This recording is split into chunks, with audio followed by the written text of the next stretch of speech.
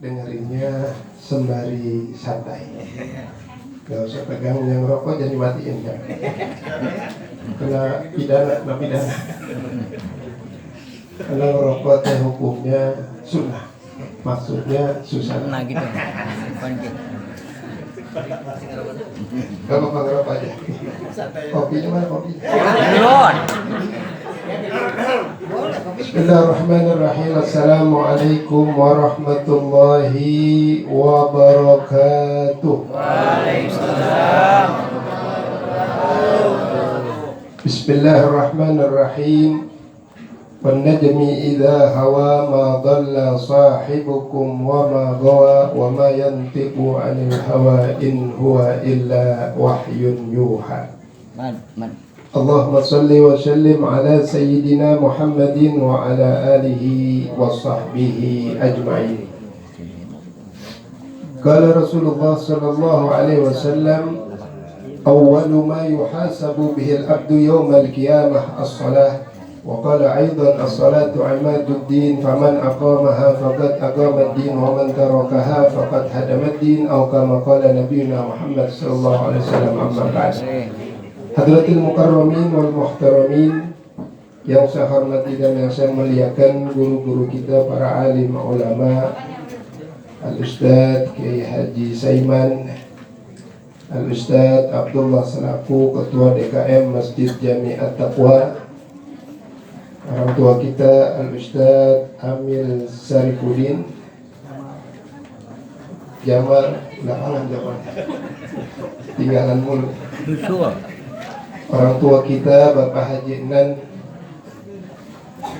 Ketua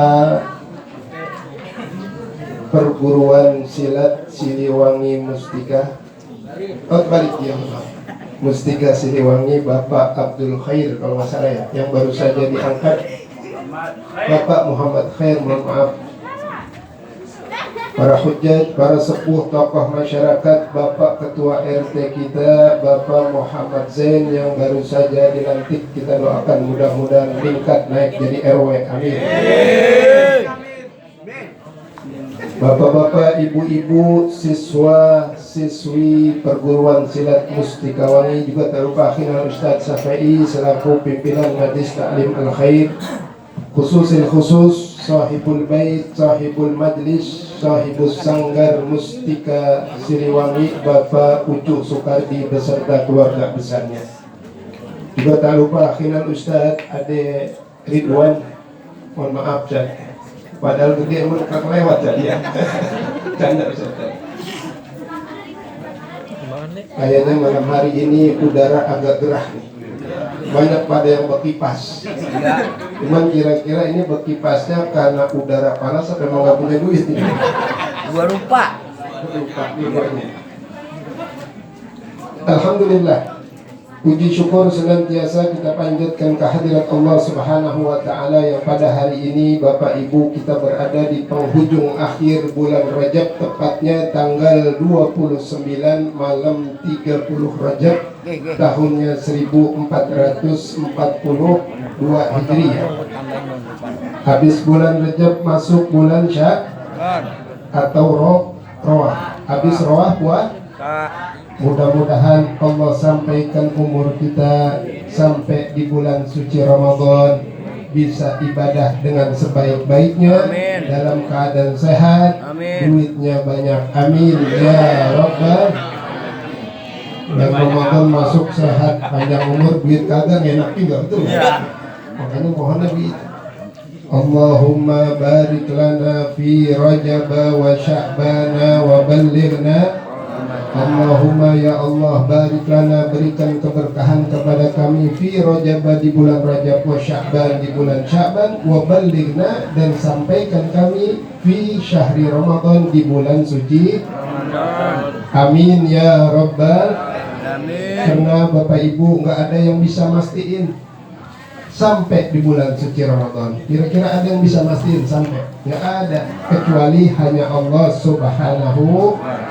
Makanya kita minta doa bareng ahlan wa sahlan pada akhir Al-Habib Hamid bin Yahya. Alhamdulillah, beliau dari jauh kayaknya capek nih Habib. Habib sendalnya jangan Habib ini. Masya Allah gimana? Alhamdulillah. Ini biar nggak tegang ini hadirin, maafin bercanda dikit ya.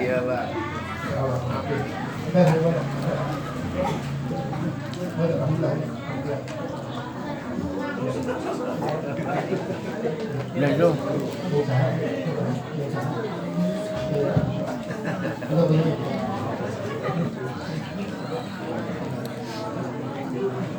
Sambil makan, sambil nyemil, sambil dengerin. Hadirin jamaah yang dimuliakan Allah Subhanahu wa Ta'ala, malam hari ini kita memperingati Isra wal Mi'raj baginda Nabi besar Muhammad sallallahu alaihi wasallam. Pahalanya besar luar biasa. Kenapa? Yang mengadakan peringatan Isra wal Mi'raj datang dari jauh. Pertama silaturahim.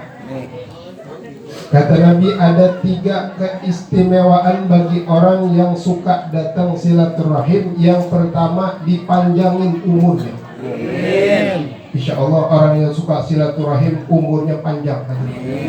Matinya lama. Insya Allah COVID nggak ngaruh. Coba dah. Yang kedua, kata Nabi, orang yang suka silaturahim digampangin rezekinya. Amin. Mau beli apa aja ada jalannya. Mau beli motor ada. Padahal duitnya nggak banyak. Buat DP doang mah ada. Ya namanya bisa kebeli mobil, begitu juga hadirin sekalian. Itu hadis Nabi. Kemudian selain diluasin rezekinya, kata Nabi, kalau orang suka silaturahim dimatikan nantinya dalam keadaan husnul. Amin ya rabbal. Berkah kampung ada acara-acara agama Islam. Isra Mi'raj bikin, Maulid Nabi bikin, tahlilan bikin, RT-nya hadir lagi, berkah kampung. Besok lagi acara Isra Mi'raj di mana tuh? Sholat. Datang lagi, ngumpul lagi, berkah. Belum lagi acara kayak gini nih, udah pasti pada ngeluarin buat sedekah, betul apa enggak? Betul. Yang satu orang 10 juta, ada yang 50 juta buat acara ini, betul enggak? Duit mulu. Bahkan begitu bagian.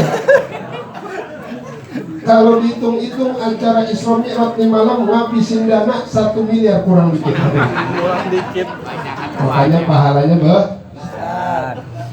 Makanya alhamdulillah ini RT berapa nih? 4. Masya Allah. Saya lihat RT 4 tiap ada acara bikin mulu. Makanya muka-mukanya saya lihat orang ahli surga semua. Amin ya rabbal alamin. Luar biasa. Bulan puasa bikin lagi santunan anak yatim.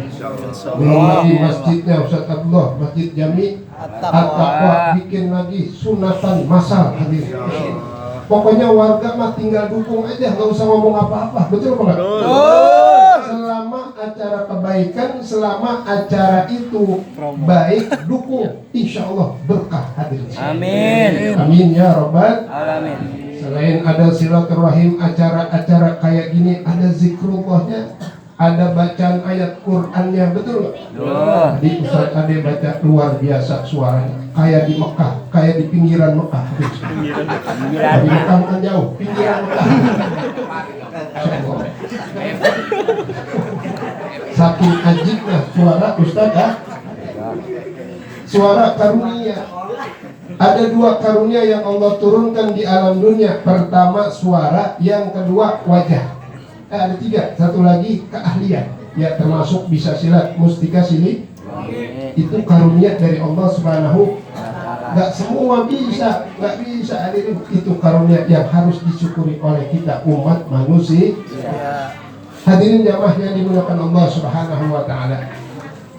Peristiwa Isra wal Mi'raj baginda Nabi besar Muhammad sallallahu alaihi wasallam itu terjadi pada tahun yang dinamakan tahun kesedihan, atau lebih dikenal dalam bahasa Arab adalah Amul Huzni. Apa itu arti Amul Huzni? amu tahun husni sedih. Kenapa dikatakan tahun kesedihan? Karena pada waktu melakukan Isra wal Mi'raj di tahun yang sama, Nabi Shallallahu Alaihi Wasallam ditinggalkan oleh dua orang yang sangat dicintai oleh beliau. Yang pertama istri beliau yang bernama Siti Khadijah Al-Kubra. Yang kedua paman beliau yang bernama Abu. Ibu-ibu kenal Siti Khadijah nggak? Bu, kenal nggak? Pantesan pada nggak kenal, ngenyem bae sudah. Ayo makan. Masya Allah, tapi nggak apa-apa. Walaupun ngenyem masih dengerin. Daerah mana bisa ceramah pada tidur.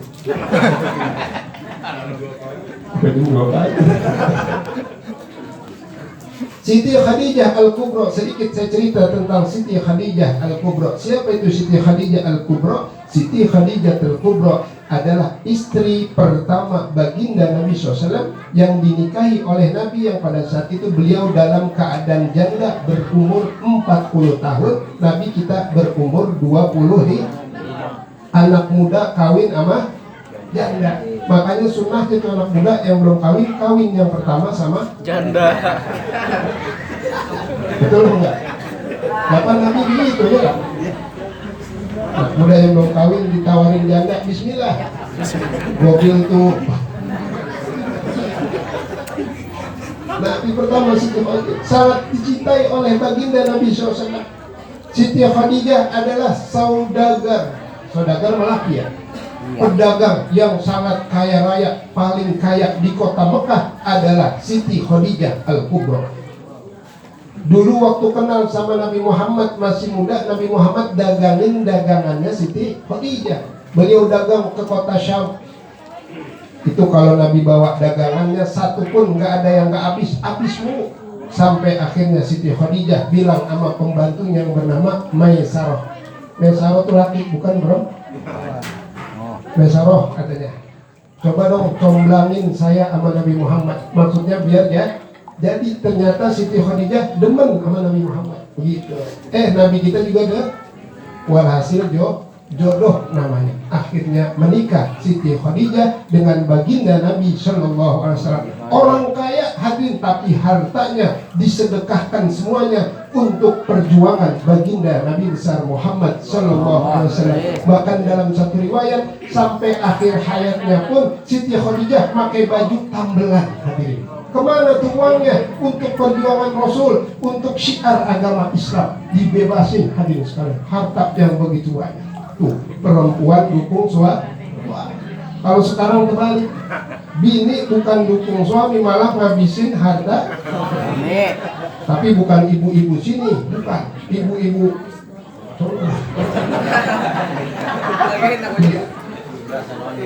Orang laki suami udah naruh duit rapi banget di dalam dompet, ketemu juga ibu-ibu sono, ibu-ibu. Masya Allah, luar biasa. Ibu-ibu sini mah saya lihat orang ahli surga semua. Suami ngasih duit, nggak ngasih duit, alhamdulillah. Pulang ditanya, bang bawa duit nggak bang? Nggak bawa. Alhamdulillah bang, hari ini mungkin nggak bawa, besok mungkin dapat rezeki. Besok pulang nggak bawa duit lagi, masih tetap senyum. Bini orang sini mah. Begitu ketiga hari nggak bawa duit juga, nasib. Punya laki model begini. Luar biasa adanya sekarang. Siti Khadijah begitu, orang yang sangat kaya raya, dihabiskan hartanya untuk perjuangan baginda Nabi besar Muhammad SAW. Sampai di akhir hayatnya baju yang beliau pakai tambelan semua hadirin sekalian, karena jatuh miskin. Sampai akhir hayat beliau Siti Khadijah ketika mau menghembuskan napas terakhir, beliau saking hormatnya kepada suami beliau baginda Nabi Muhammad, dipanggil putri beliau, wahai Fatimah kemari. Ada apa wahai ibu? Siti Fatimah adalah anak dari Siti Khadijah. Ya Fatimah, coba tolong bilang sama ayahmu, saya mau meninggal dunia, mohon ridhonya, mohon izinnya.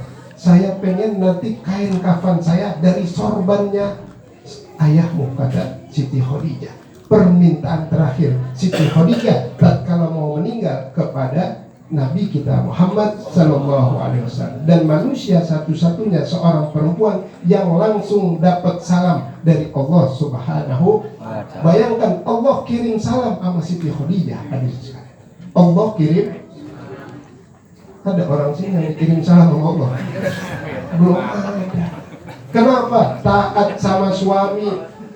Ya, Siti Khadijah taat sama harta yang dia punya untuk perjuangan baginda Rasul SAW. Begitu Siti Khadijah meninggal, sedih Nabi kita Muhammad Sallallahu Alaihi Wasallam. Makanya dinamakan Amul Husni, kesedihan yang luar biasa. Saya mau tanya sama bapak-bapak, ibu-ibu, bapak ibu cinta sama istri, cinta sama suami, suami meninggal, sedih nggak kira-kira? Apalagi suaminya baik banget, kalau ngasih duit nggak kira-kira 10 juta, 20 juta. Bentar-bentar bininya dibawa ke pasar salak, suruh apa? Kelilingin tuh toko apa? Toko pakaian, toko emas, suruh kelilingin. Masya Allah, baik banget. Beliin kagak kan? Beliin kagak. Luar biasa. Jadi Siti Khadijah meninggal dunia di saat beliau akan melakukan Isra wal Mi'raj. Yang keduanya, meninggalnya paman beliau yang bernama Abu Thalib. Siapa itu Abu Thalib? Paman yang sangat cinta kepada ponakannya. Nabi Muhammad adalah ponakan Abu Thalib. Dalam satu riwayat, Abu Thalib anaknya banyak, orang miskin, gak punya apa-apa, tapi beliau sangat mencintai Nabi besar Muhammad SAW sehingga melebihi cinta beliau kepada anak-anak beliau. Itu Abu Thalib. Tapi di saat Abu Thalib mengasuh Nabi kita Muhammad, Allah berikan rezeki yang melimpah, yang luar biasa, berkah dari Allah Subhanahu. Setelah meninggal dua orang ini, Siti Khadijah, kemudian Abu Thalib, dalam kesedihan yang luar biasa Nabi Muhammad SAW, akhirnya Nabi Muhammad ingin menghibur diri. Kemana Nabi Muhammad? Pergi ke satu negeri yang bernama negeri Syam. Hadirin sekalian, maksudnya pengen hibur diri sambil berdakwah. Tapi nyatanya sampai di kota Syam, di negeri Syam, Nabi Muhammad bukan disambut, tapi malah dilempari batu oleh orang-orang kota Syam. Dilemparin kotoran, dicaci maki, dihina. Nabi kita Muhammad, bayangin, udah sedih, ditinggal dua orang, datang pengen hibur diri, malah dicaci maki, dihina. Sampai akhirnya para malaikat yang menjaga gunung-gunung datang kepada Nabi Muhammad, ya Rasulullah, seandainya aku izinkan, akan aku himpit ini orang-orang kota Syam dengan gunung-gunung, ya Rasulullah. Apa jawab Nabi SAW? Kata Nabi Muhammad, jangan wahai malaikat, mungkin mereka nggak tahu siapa saya. Luar biasa akhlak Rasulullah. Coba orang Sindang Karsa pergi ke masjid, dia lemparin kotoran sama tetangganya. Malaikat datang, gimana mau dihimpit nih? Wah, jangan dihimpit, dibejek aja. Seolah akhlak baginda Rasul Sallallahu Alaihi, sampai Nabi mengeluarkan satu hadisnya, ahsin ila man sa'a ilaik, berbuat baiklah kalian kepada orang yang berbuat jahat kepada kalian. Ada tetangga baik, kita baikin lagi, wajar nggak? Wajar. Tapi ada tetangga jahat, kita baikin. Ini luar biasa, mengikuti akhlak mulia baginda Rasul Sallallahu Alaihi. Tadi Bapak Ucus tadi bilang apa? Revolusi akhlak nih. Apalagi saya lihat banyak anak muda. Anak muda kalian yang pertama nih, hormatin kalian punya orang tua. Ngaji rajin silahkan, baca Quran rajin silahkan, sholat jangan tinggal. Emang kudu orang Islam mah. Yang bedain orang Islam dengan orang non Islam adalah sholat. Tapi jangan kalian lupakan, surga kalian ada di dalam rumah kalian, yaitu orang tua. Jangan gara-gara handphone sama orang tua jadi pada kesal. Disuruh ke warung, ya sur, warung sur, entar gitu. Sur mana nih? Ada namanya sur sini. Sur doang. Kakek A. Surah. Masya Allah, luar biasa. Kunci surga kalian, wahai anak muda, siapapun kalian, karena kalian, apapun pangkat dan jabatan kalian di hadapan orang tua kalian, tetap anak. Jenderal di hadapan maknya siapa? Jenderal apa anak? Presiden di hadapan orang tuanya, anak apa presiden? anak tetap juga ada orang kaya sudah kasak hartanya miliaran, tetap aja di depan emaknya mah udah mana pelit banget lagi, emaknya nggak pernah dibagi duit. Hadirin sekalian, masya Allah, revolusi baik sama saudara, baik sama tetangga. Makanya ketika Nabi melakukan perjalanan Isra wal Mi'raj dari Masjidil Haram menuju ke Masjidil Palestina, banyak sekali hikmah yang bisa kita ambil, hadirin sekalian. Ya, luar biasa. Hadirin jamaah yang dimuliakan Allah Subhanahu wa taala, sampai di negeri Syam dilempari batu baginda Rasul, dihina, dicaci, dimaki, tapi Nabi Muhammad malah memaafkan orang-orang kota Syam. Dan balik lagi Nabi SAW ke rumah beliau. Ada yang meriwayatkan ke Masjidil Haram. Setelah beliau santai-santai dalam keadaan merenung, dalam keadaan bersedih, Allah Subhanahu wa taala turunkan malaikat Jibril alaihi salatu wassalam dari langit, hadirin. Pada saat itu malam 27 Rejab, umur Nabi kita Muhammad SAW berumur 52 tahun. Fanazala Jibril, furija saqfu baiti, fanazala Jibril wa jaa bilustin min az-zahab. Malaikat Jibril datang beserta dengan malaikat-malaikat yang lainnya membawa bejana yang terbuat dari emas. Yang pada saat itu Nabi kita Muhammad SAW akan diperjalankan oleh Allah dengan kendaraan yang bernama Buraq. Dari Masjidil Haram menuju ke Masjidil Aqsa Palestina. Jauh ibu-ibu. Kalau naik angkot dari Masjidil Haram ke Masjidil Aqsa Palestina 2 hari 2 malam belum nyampe. Naik angkot, betul nggak? Tapi Nabi kita Muhammad SAW melakukan Isra wal Mi'raj cuma 1/3 malam, kurang lebih dari jam 1 atau jam 2 malam sebelum subuh sudah sampai lagi di Makkatul Mukarramah, Masjidil Haram. Ya, saya nggak cerita sejarahnya karena waktunya panjang. Kebetulan Habib guru kita Habib Hamid sudah datang juga, jadi saya ringkas aja. Saya ambil hikmah apa yang bisa kita ambil dari perjalanan Isra wal Mi'raj baginda Nabi besar Muhammad sallallahu alaihi wasallam. Yang pertama hikmahnya adalah Allah Subhanahu wa taala menyebut dalam Al-Qur'an, Bismillahirrahmanirrahim, Subhanalladzi asra bi 'abdihi lailan minal masjidil harami ilal masjidil ila akhiril ayah. Diawali surat dan kalimat ini dengan subhana, maha maha gagah Allah, maha kuasa, maha segala-galanya Allah buktikan kekuasaannya pada saat itu. Untuk siapa? Untuk kita hambanya, agar ngeh bahwa yang maha segala-galanya hanya Allah Subhanahu. Makanya Allah pantas nggak Allah sombong? Karena maha segala. Orang Sindang Karsa sombong, pantas nggak dia? Ada. Dibang punya harta dikit aja juga, tanah berapa hektar, pakai sombong. Hujan gerimis kuat dikit pulang meriang. Sombong pantas nggak kira-kira? Yang pantas sombong cuma Allah. Selain Allah nggak pantas sombong. Jangan apa yang ada di diri kita merasa hebat. Hadirin, yang hebat itu cuma Allah Subhanahu. Bayangkan Allah mampu dan kuasa menjalankan hambanya Nabi kita Muhammad dalam waktu beberapa jam saja, dari Masjidil Haram menuju ke pintu 7 lapis langit hingga Sidratul Muntaha. Belum lama Bapak Ibu, ada orang Barat Amerika itu mau ke bulan aja perlu waktu 3 bulan namanya. Itu bulan belum satu pintu langit yang pertama, belum itu hadirin. Itu 3 bulan, bayangin. Nembus pintu langit yang pertama mungkin 3 bulan lagi.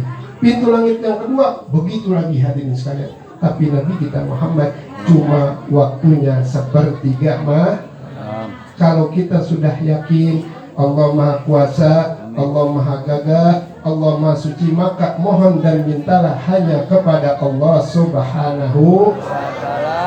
Terlebih Bapak Ibu sekarang lagi dalam keadaan kondisi virus corona, bahasa Inggris apa tuh? Virus COVID-19. Ya. Hati-hati, ini ujian keimanan kita di zaman sekarang. banyak orang yang membelakangi Allah. Bayangkan, Allah di nomor 2 kan. Bagaimana Beb contohnya? Kita lihat hadirin sekalian. Keluar dari rumah, kalau masker ketinggalan, hatinya goyah. Kenapa? Merasa yang bisa melindungi dari COVID maskernya. Dia lupa sama yang maha melindungi, Allah Subhanahu wa Ta'ala. Ingat, masker cuma ikhtiar manusia. Jangan berlindung kepada masker, tapi berlindung kepada Sang Maha Pelindung, yaitu Allah. Kalau kalian berlindung karena ada masker, berapa banyak orang yang pakai masker kena COVID. Dulu ada kisah di kota Mesir ada seorang ulama besar. Ini ulama ahli mukasyafah. Mukasyafah itu bisa melihat alam yang tidak bisa dilihat oleh orang biasa seperti kita. Pada satu waktu ada sebuah wabah, ya, namanya taun. Wabah ini namanya taun. Taun itu kalau kena manusia pagi, sorenya mati. Pagi kena, sore mati. Kalau corona kasih waktu 14 hari. Ya. Tapi bayangkan yang sembuh, alhamdulillah. Ya. Ini pagi kena, sore mati. Tiba-tiba ini taun, ini wabah, taruh ada virus. Ngelewat di rumah salah seorang ulama besar di kota Mesir. Begitu lewat, ini orang muka syafah lihat, virus, mau kemana teh? Ditanya. Kata virus, wahai ulama, saya diberi izin oleh Allah untuk datang ke kota sebelah. Ngapain? Saya disuruh membunuh, bukan membunuh bahasanya, membasmi. Hah? Mewabahi, ya, bukan membunuh. Kalau membunuh, Allah berarti kan ini ya. Ya begitulah kira-kira. Udah lewat berapa orang? 50 orang. Saya diperintah sama Allah. Akhirnya karena ini perintah Allah, kata ulama besar, silakan wahai virus, datang ke sebelah. Dia datang. Begitu datang, beberapa hari, beberapa bulan, ternyata yang meninggal 100 orang. Begitu selesai dari tugasnya ini wabah, ini virus, balik lagi lewatin rumah orang muka syafah ulama tadi. Begitu lewat rumah orang muka syafah, ditanya lagi, hai virus, ya, ada apa wahai ulama? Saya mau tanya, bukankah Anda disuruh Allah, diperintah Allah untuk mewabahi, membunuh ya? Mewabahi. Sahabat ini. Belum ngopi sini. Tuh, bawa tuh. Buat tuh. Ya bukannya begitu dari dah. Kan Allah perintah 50, kenapa ente matiin 100 orang? Apa dijawab oleh wabah oleh virus? Wahai ulama besar, betul, Allah perintahkan saya 50 orang tugasnya saya basmi, tapi yang 50 orang karena rasa takutnya pada saya matiin juga. Gara-gara takut sama virus tuh. Makanya kita jangan takut banget. Ya takut banget jangan, banget takut juga. Sama juga. Sedang-sedang sedang aja. Artinya Bapak Ibu, waktu silaturahim, betul apa enggak? Dan gara-gara ada wabah ini enggak jadi silaturahim, tetangga sama tetangga pada main tutup pintu, batuk sedikit, wah COVID itu jangan-jangan. Peluk sedikit, wah COVID itu jangan-jangan. Akhirnya suuzon dulu, akhirnya kebaikan kita hilang dengan suuzon hati sekali. Betul apa enggak? Ingat, berlindunglah kepada Allah Subhanahu wa Ta'ala. Jadi hikmah yang pertama Isra wal Mi'raj, bahwasanya Allah Maha Kuasa, Maha Gagah. Yang kedua, saya percepat karena ada guru kita. Yang kedua adalah sholat 5 waktu. Jangan kalian tinggal sholat 5 waktu. Orang yang sholat 5 waktu, pahalanya Allah nggak kurangin, sama dengan 50 waktu. Tapi yang ninggalin sholat 5 waktu, dosanya juga sama ninggalin sholat sebanyak 50 waktu. Habib, ngapa ya Ramadan kalau urusan sholat segen amat ya, males banget kalau sholat. Ternyata ada penyebabnya. Ama ibadah kita segen, ada penyebabnya Bapak Ibu. Apa yang pertama? Yang pertama penyebabnya adalah tulil amal. Hidup di alam dunia, angan-angan setinggi langit tadi. Rumahnya ngontrak.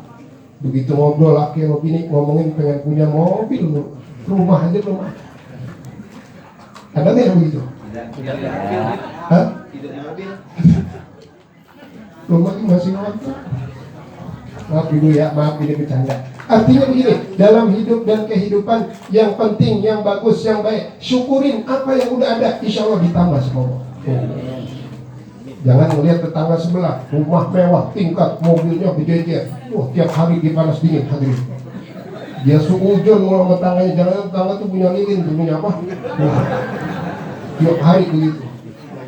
Jadi luar biasa, jangan syukurin. Bapak ibu sekarang punya apa? Alhamdulillah ya Allah, engkau kasih cuman punya motor walaupun motor ya walaupun kredit, yang penting punya motor sendiri, yang penting pada sehat, anak pada sehat, syukur tiap hari Allah. Biarin orang pada kaya, tetangga sebelah pada enak, mudah-mudahan Allah tambah enaknya, tambah kaya. Ya, doain tetangga yang lagi dapat nikmat, kita doain. Jangan tetangga dapat nikmat kesel kita. Lah, urusannya gitu. Saudara dapat kesenangan, kita yang sakit tadinya meriah. Ya, nggak boleh. Doain orang, insya Allah kita didoain oleh para malaikat. Kembali, sholat 5 waktu jangan tinggal. Terakhir saya buka cerita tentang orang yang meninggalkan sholat 5 di zaman Nabi Musa alaihi salatu wassalam. Bapak ibu, ada seorang pelacur.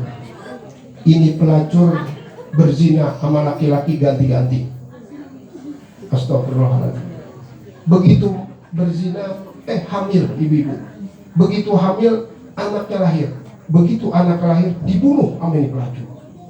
Dia tobat, dia menyesali perbuatannya ini pelacur. Akhirnya ini pelacur bertanya kepada orang-orang yang ada, saya ingin tobat, saya ingin memohon ampun kepada Tuhan, kira-kira tolong berikan saya jalan. Kata orang-orang, kalau pengen tobat, kamu temui Nabi Musa itu di kota. Ada seorang nabi yang akan bisa memberikan kau jalan untuk bertobat kepada Tuhan. Akhirnya dicari. Begitu ketemu Nabi Musa. Ya Nabi Allah Musa, ada apa? Nabi Musa, saya adalah seorang pelacur. Saya sering melacur, kemudian satu hari saya hamil. Ketika hamil saya lahir, anak saya bunuh. Ya Nabi Musa. Terus kata Nabi Musa, hari ini saya insaf, saya mau tobat kepada Tuhanmu wahai Nabi Musa. Kira-kira tobat saya diterima apa enggak wahai Nabi Musa? Apa jawab Nabi Musa? Hai pelacur, keluar engkau dari rumah saya. Diusir itu pelacur. Kenapa? Dosa engkau terlalu besar kepada Allah Subhanahu. Allah perintah malaikat, hai malaikat turun, kasih tahu hambaku Nabi Musa. Begitu turun malaikat, ya Allah Nabi Musa, aku diperintah oleh Allah untuk memberitahu kepada engkau bahwasanya dosa yang dilakukan oleh pelacur tadi belum seberapa. Ada dosa yang lebih besar dari perbuatan pelacur tadi. Kata Nabi Musa, dosa apa wahai malaikat? Dosa orang yang meninggalkan sholat dengan sengaja jauh lebih besar dosanya daripada sang pelacur. Begitu melacur hamil punya anak, anaknya dibunuh. Sama orang ninggalin sholat lebih besar dosa orang yang ninggalin. Mudah-mudahan kita semua bukan jadi orang-orang yang suka ninggalin. Mudah-mudahan Allah jadikan kita orang-orang yang ahli ibadah, ahli sholat kepada Allah Subhanahu. Terakhir kita berdoa, kita mohon kepada Allah, mudah-mudahan yang hadir di sini Allah kasih keberkahan rezekinya, kesehatannya. Allah jadikan keluarga kita keluarga sakinah, mawaddah warahmah. Kampung kita Sindang Kasa RT 4 ya. RT 4 Allah berikan keberkahan, Allah jauhkan daripada bala, musibah, bencana, dan orang-orang yang ada di dalamnya dijadikan hamba-hamba yang soleh dan soleha. Amin ya rabbal alamin. Kiranya ini saja yang bisa saya sampaikan, mudah-mudahan ada manfaatnya. Kurang lebihnya mohon dibukakan pintu maaf yang seluas-luasnya. Akhirul kalam, billahi taufiq wal hidayah, wal afu minkum. Assalamualaikum warahmatullahi wabarakatuh.